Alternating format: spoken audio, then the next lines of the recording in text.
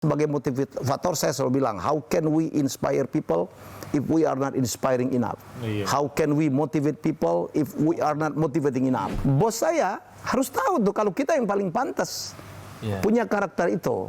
Ya kan gitu. Jadi itu yang disebut dengan personal branding. Jadi bukan hanya untuk ngetop. Jadi kalau Anda mau sukses di kantor, kalau mau di kampung terpilih jadi ketua RT gitu kan diperlukan brand. Jadi brand yang baik itu, personal branding yang baik itu yang positif dan strong.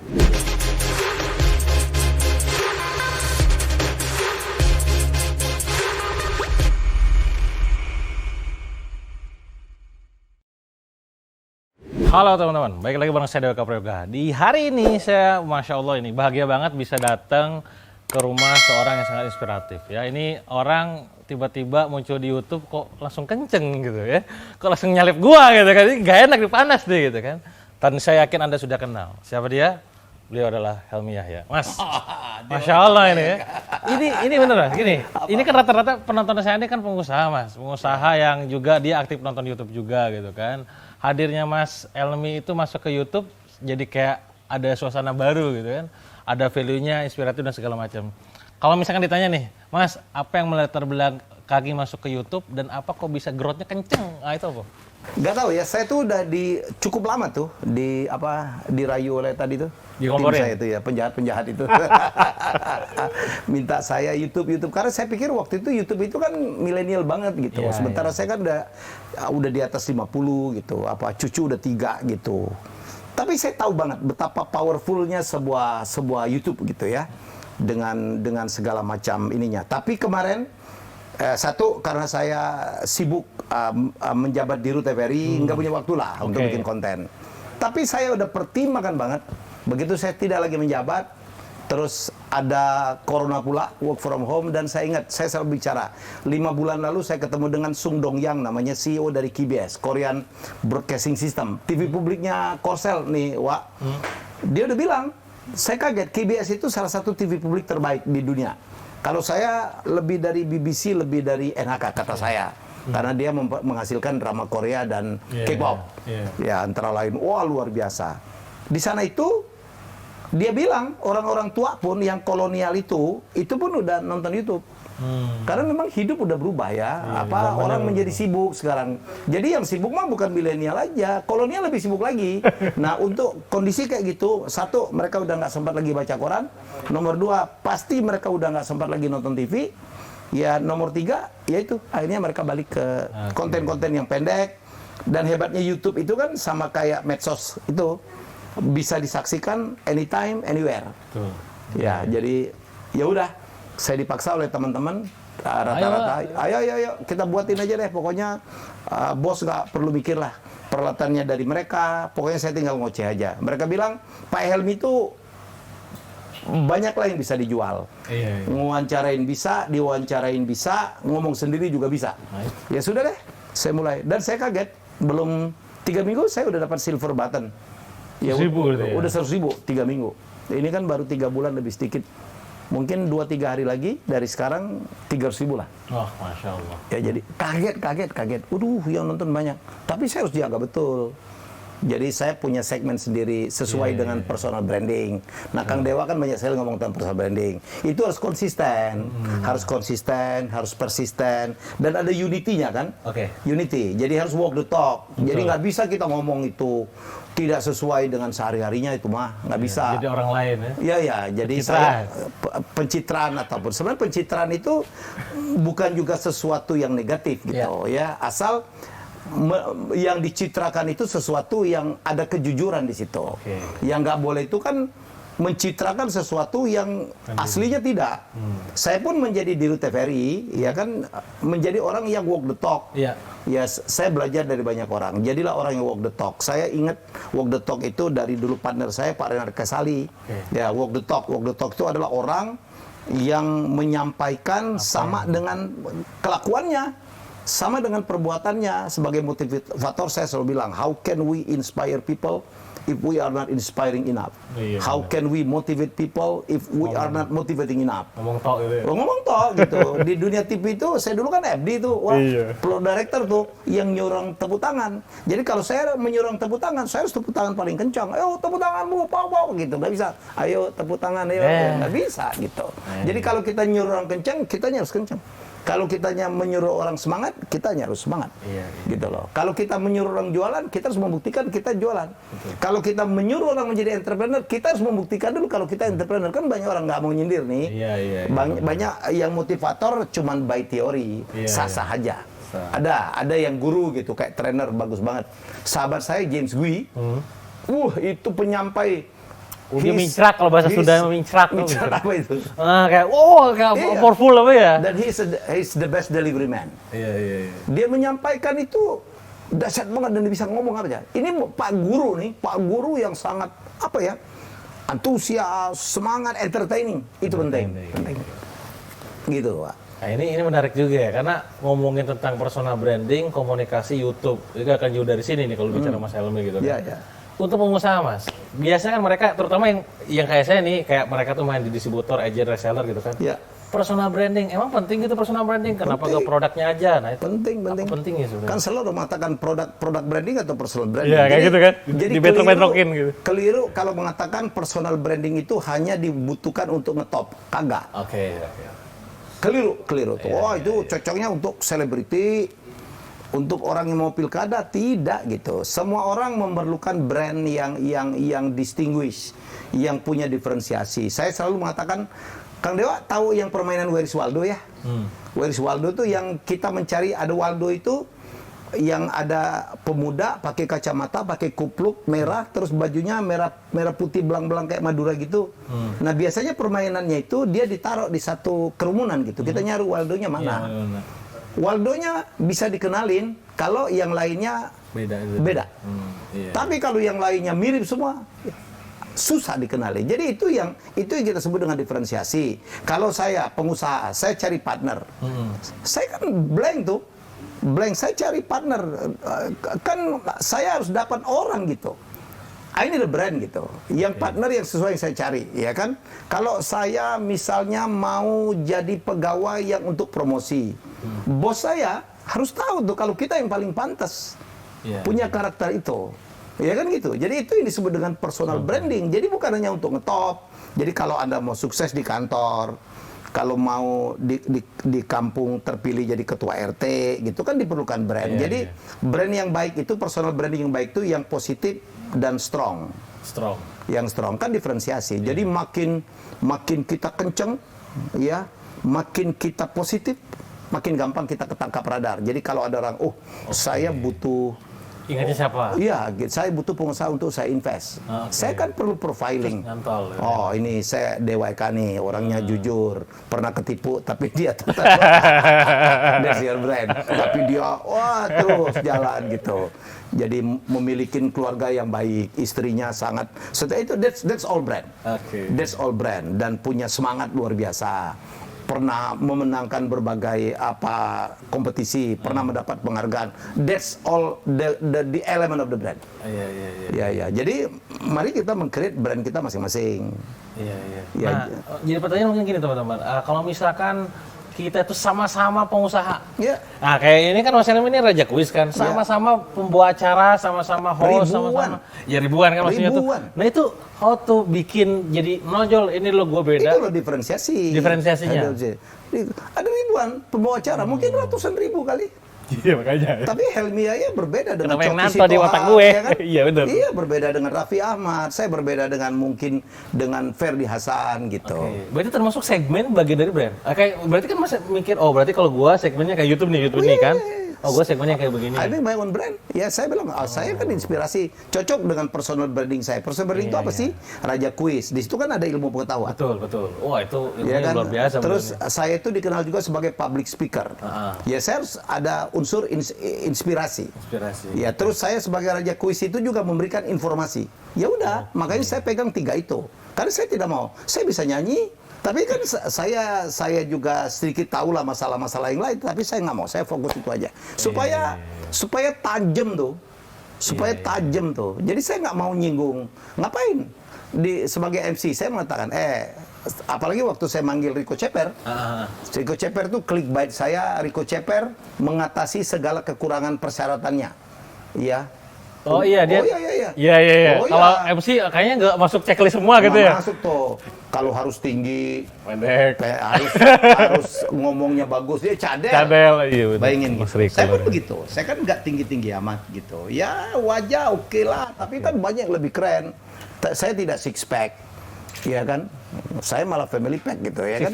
Iya, iyalah itu 6 months malah. Tapi kan saya melengkapi diri saya yang orang lain nggak punya. Apa? Ya saya mungkin orang melihat saya akuntan, saya lulusan STAN, saya pernah di luar negeri, saya pernah 3 kali pilkada gitu. Saya punya bisnis. Saya punya track record yang orang bilang baik. Saya punya storytelling. Bapak saya dulu cuma pedagang kaki 5. Itu yang ngeblend gitu menjadi sebuah personal branding. That's Helmia ya. Yang membedakan dia dengan siapapun. Nah itu kalau dibedain elemen-elemennya, tadi kan itu berarti semua elemen tadi iya, kan? Tadi. Elemennya apa?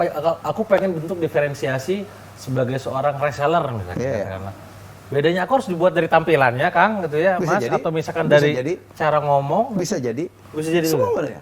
Jadi elemennya personal branding itu ada edukasi, ada pencapaian. Oke, pencapaian. Ada pencapaian, ada misalnya juga appearance. Ada orang yang dikenal karena appearance-nya. Pesulap banyak, tapi limbat kan berbeda. Iya. Ya kan, gitu loh. Dulu pengusaha kan banyak, tapi kan Bob Sadino tampil berbeda gitu. Ya, jadi Permadi gitu. Politisi banyak, Permadi kan berbeda. Selalu kemana-mana baju hitam misalnya. Seorang Jaya Suprana harus pakai kain. Ada orang yang dikenal karena appearance-nya. Seorang Reni Jayusman, penyanyi rock banyak, tapi yang semua perhiasan dibawa di rumah nggak disisakan cuma dia. Jadi ada orang yang begitu tuh. Ada dengan cara bicara. Bayangin tuh, ada orang cuma ngomong, huy, dan langsung ingat siapa? Tidak tahu siapa. Ada kalau terlalu, bayangin, that's personal branding tuh. Iya kan, gitu loh. Semua bisa diatur atau gitu loh ya. Gitu aja kok repot. Kita kebayang tuh. Itu branding, semuanya branding. Jadi keliru kalau branding itu cuman banyak banget. Dan yang Dewa pernah bahas tuh ya.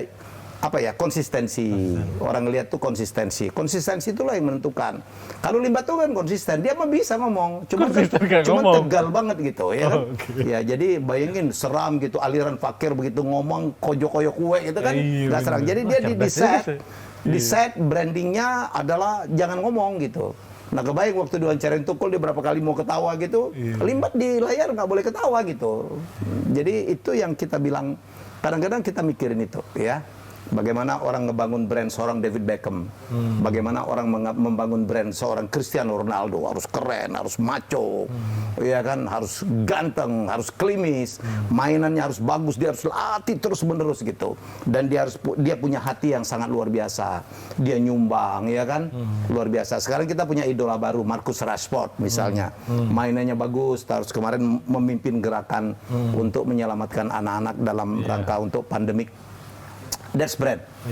Itu yang membedakan. Pemain kalau saya ditanya sekarang siapa pemain bola yang paling saya suka, jawaban saya adalah Marcus Rashford. Ya. Jadi bukan hanya kemampuan skill bolanya gitu. Ya. Nah tapi gini Mas, kalau misalkan kadang kita tuh gatel gitu ya, gue pengen komen nih gitu kan, gue malas udah gitu kan. Berarti sebenarnya dalam hal ini bukan berarti yang gue gak ngomong itu gue gak ahli, gak bisa. Cuman ngejaga untuk konsisten aja. Oh iya, tergantung di-create-nya brandnya seperti apa kan. Ada orang yang di-create memang tidak ngomong seperti Limbat gitu. Tapi ada orang yang di-create untuk ngomongnya gila gitu. Saya kan harus ngomong. Sampai saya kemarin saya ketawa dijulukin sebagai ensiklopedia berjalan lah. Karena kan saya nyari makan dari ngomong gitu. Amazing, saya harus emang ilmunya luar biasa ya. Knowledge-nya luar biasa gitu. Jadi saya nggak boleh tuh orang nanya saya diem gitu, kelihatan bingung. That's not my brand. Bagi orang introvert gitu Mas. Ya makanya introvert kan juga satu karakter. Jadi kan personal branding itu kan ada unsur karakternya gitu. Kadang-kadang itu dikelola atau juga gini. If you want to create the brand, start from yourself. Kita harus analisa gitu. Kekuatan kita apa, kelemahan kita apa. Kekuatan kita asa terus, kelemahan kita kita tutupin atau kita hindarin tuh. Iya, jangan main di situ ya. Jangan main di situ atau dipoles. Kalau kita nggak mampu ngomong, ikut dong training public speaking. Kalau nggak mampu jualan, ikut dong training sama DWK. Kalau nggak ngerti, saya kan nggak ngerti online, saya nggak ngerti teknologi. Mentok saya umur segini untuk belajar, tapi saya belajar, tapi saya tahu saya tidak akan maksimal. Akhirnya berpartner. Kolaborasi. Kolaborasi. Di sekeliling saya anak-anak. Iya. Anak-anak, makanya saya juga tadi minta Dewa tolong bantuin gue Dewa, karena I know that's not my field. Iya, kan kita juga nggak bisa menjadi orang yang tahu semua. Iya, betul. Ya, seorang leader yang baik itu adalah orang yang bisa memanfaatkan potensi orang lain. Ya, tapi saya tahu mana yang bagus, mana yang nggak oke, gitu. Saya nggak bisa dibohongin. Kayak dalam dunia TV, saya nggak pernah megang kamera. Saya nggak bisa operate kamera, tapi saya tahu ini nggak fokus, ini jelek, ini angle-nya salah. Pengusaha juga gitu tuh ya? Iya. Nggak harus terjun, penting ngerti. Ya, dia ngerti. Jadi kalau Anda mau jadi pengusaha, gue nggak perlu lah, gue nggak perlu. Bukan untuk ngetop personal branding gitu, tapi Anda harus menjadi pengusaha yang yang trusted, yang dipercaya orang, yang amanah, yang hoki. Ada loh orang brandnya itu hoki. Ada orang yang apes banget. Pokoknya lo jangan temen sama dia. Brandnya apes lo gimana? Ada. Oh jangan temen sama itu anak mau apes banget. Kita itu brand tuh. Iya dong. Ada brand orang tuh bokis, ada brand orang tuh apa yang amanah ya yang saya bilangin tadi. Ada brand orang yang menolong orang lain, sangat peduli. Ada brand orang egois. Ada yang nyolot, songong. Ada yang nyolot. Ya, ada yang suka nyalain orang lain. Ya, ada yang nggak mau tanggung jawab. Ada yang mau kalah. Ada yang nggak mau kalah. ada yang hidupnya itu nyimpang-nyimpang, ya kan, dalam arti ya kita tahu lah gitu ya.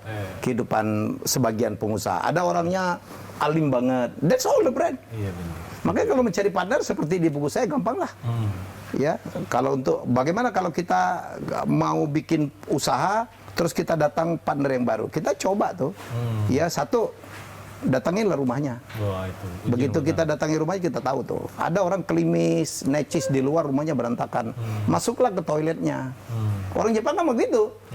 Orang Jepang itu kalau dia mau partneran dia masuk ke toilet dulu. Kalau toiletnya berantakan, bau. Enggak. Ini orang kamu plase semua. Catat sudah. Oh iya. Cek toilet. Cek toilet. Lakukanlah perjalanan panjang. Bareng-bareng ya. Bareng-bareng tuh. Itu ketahuan tuh, Pak. Kalau kita berjalan panjang dengan calon partner kita, semua kelakuan orang tahu tuh. Apakah orang ini religius, apakah orang ini mau menang sendiri, ya kan? Ketahuan semua nih. Apakah orang ini suka ngorok, apakah orang ini makannya banyak, apakah orang ini melakukan sesuatu yang secara kesopanan, secara etika, secara agama. Enggak gitu, akan tahu semua. Ya, apakah ini orang suka gibah gitu kan kita tahu nih. Apakah orang ini punya pikiran yang positif? Apakah orang ini sama antusiasnya kita? Kita mencari partner sama antusiasnya. Kalau enggak kita capek. Vibrasi energinya sama ya. Ya, nomor 3. Ya, saya dulu nomor 2 ya. Saya dulu kan bikin acara penghuni terakhir tuh. Ya, yang berapa puluh orang gitu, 16 orang sampai 20 orang saya kurung 100 hari. Tiap minggu dipecat 1, dikeluarin 1 gitu, dan mereka berkompetisi supaya disenengin oleh pemirsa, ya kan, baik dengan ngisi SMS dan sebagainya. Mereka pura-pura di awal, itu cukup 3 hari tuh.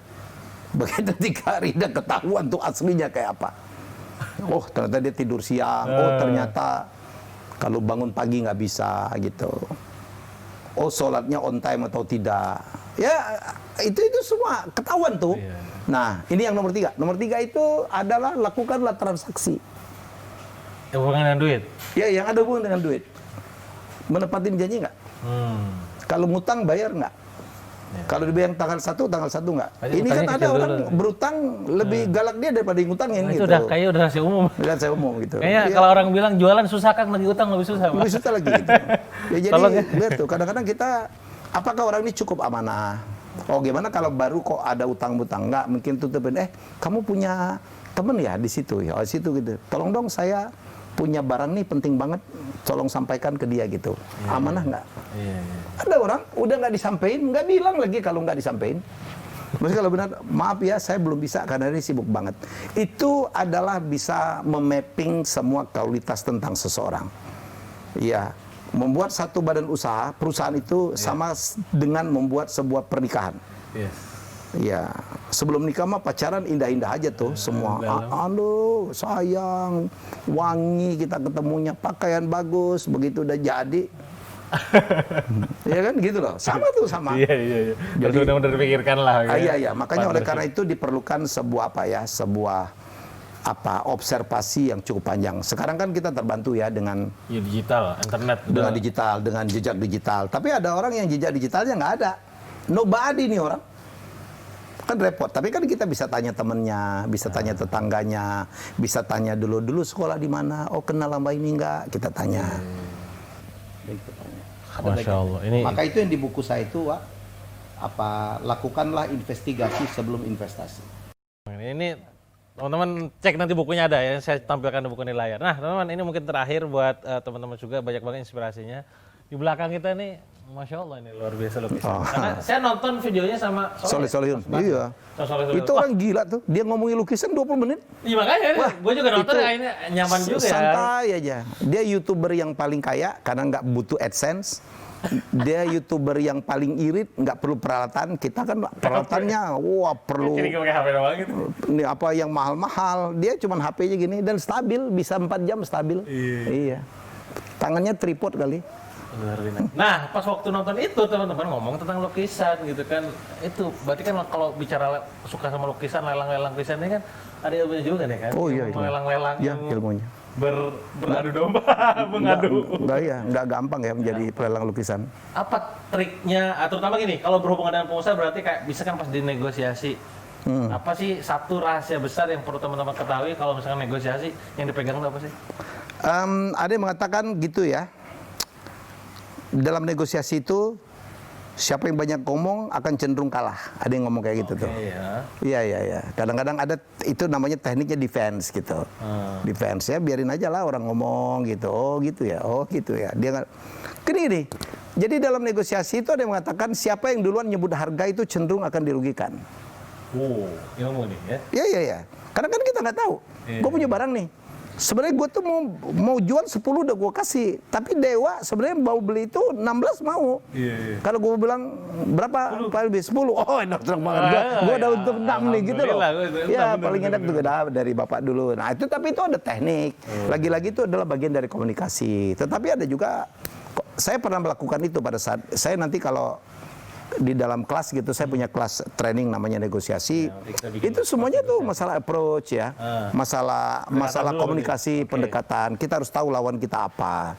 Kita harus punya opening yang sangat luar biasa. Kita harus punya opening yang nyaman, menyamakan level itu penting. Saya dalam bernegosiasi kadang-kadang juga total offensive. Kalau tadi kan total defense, total offense gitu. Serang terus sehingga dia bilang tinggal iya aja. Tapi pastikan peluru kita lengkap. Tentang the product, tentang orang ini, yakinkan dia betul-betul butuh atau tidak. Harus research luar biasa gitu. Harus research. Opening itu penting loh. Opening, jangan salah ngomong. Saya itu pernah tuh.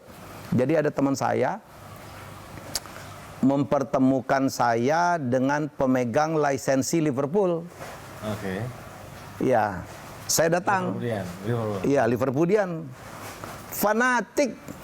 Orang Inggris itu kayak bola itu agama kali. Iya kan? Oh iya. Sementara saya MU. Saya ngajak Pak Renhat, Chelsea. Yang ngeset kami ketemu belum datang. Jadi kami duluan tuh ketemu. Saya ingat banget tuh di Kempinski di HI. Gitu loh. Begitu ngelihat, saya bilang saya fair-fairan aja. Dia bilang dia ngomong Liverpool. Dia bilang what is your team? No, I'm sorry, saya Mancunian gitu. Oh dia udah agak gitu tuh. Saya bilang ya. Saya joke gitu. Ya memang di Indonesia Liverpool saya tahu lah. Mungkin di Inggris kan top banget gitu. Tapi kan kalau di Indonesia jangan ngomong lah. Karena fanbase-nya aja kan di Asia, terutama di China itu kan banyak sekali MU. Di sini kan Liverpool sih nggak terlalu. Dia tinggal tuh. Dia tinggal. Bolang terserah lu juga loh, negara gua lo apaan sih? Jadi segitunya saya ingin hanya menggambarkan kalau kita keliru tuh. Iya. Keliru tuh membuat opening, dealnya nggak jadi, Wak. Maka kita harus tahu dia sukunya apa, sukanya apa yang dia tidak disukain, apa yang dia fanatik banget. Gitu. Itu penting tuh pengetahuan itu. Dia sekolah di mana, istrinya siapa. Mungkin kita bisa dari entry, Bapak dulu ITB ya Pak, gitu. Oh Bapak dulu tinggal di mana? Ya ada kesamaan gitu. Itu penting tuh, ya kan. Jadi untuk leveling ya dalam dunia komunikasi itu bagian paling penting. Kita public speaking pun yang paling penting itu adalah the first 3 minute gitu. 3 menit pertama openernya salah. Udah. Joke garing gitu, crispy gitu. Nggak ada yang udah denger lagi tuh berikutnya gitu. Tapi kalau di awal di depannya gitu udah oke, kita berikutnya salah ngomong aja orang masih ketawa tuh. Iya. Betapa pentingnya gitu. Jadi kadang-kadang kita dalam public speaking itu ya kadang-kadang konten aja tuh kecil banget tuh elemennya. Iya. Malah yang lain-lainnya ya. Oh ya, emosinya, bagaimana kita delivery, bagaimana eye contact. Wah, kontennya canggih, scientific, disampaikan dengan cara yang sangat boring gitu. Mantok, nggak ada yang denger. Percuma tuh. Percuma. Jadi itu yang dalam training saya lebih kepada, saya kan akuntan, saya tidak pernah dididik untuk dalam bidang komunikasi, tidak didik untuk menjadi seorang broadcaster gitu. Tapi saya pelaku, kayak lukisan, saya nggak bisa ngelukis. Iya benar. Saya tahu banget dengan pelukis-pelukis ya dunia sekalipun. Ya karena minat saya di situ ya, anak saya nomor 3 gitu. Jadi kita kalau keliling dunia itu kita ke museum, datang ke museum-museum lukisan. Wah dahsyat. Saya tahu nggak bakal bisa beli. Lihat lukisan harganya 1 triliun. Van Gogh itu kan nggak pernah di bawah 70 juta dolar ya. Iya. Ya jadi kalau kita lihat mah 1 triliun, tapi kita nikmatin betul. Ya, waduh, ya passion orang kan lain-lain, passion orang lain-lain. Jadi senang aja. Masya Allah, ini berapa menit ya bobotnya, Masya Allah, ini banyak yang personal branding, komunikasi, negosiasi. Subscribe channelnya lebih banyak lagi dari beliau ya. Terima kasih. Mas ya. Saya terima kasih. Subhanallah, ini buat teman-teman sangat bermanfaat banget dan saya yakin teman-teman juga ngerasain banget dampak dari ilmu dan pengalaman dari Mas Helmy ya. Terima kasih Kang. Sukses, tetap sehat ya. Kita semoga nanti bisa collab harus. Jangan collab di YouTube aja. Iya, collab harus kolaborasi ekstrim. Ekstrim. Di karya ya. Itu aja mungkin teman-teman. Insyaallah nanti kita ketemu lagi di video berikutnya.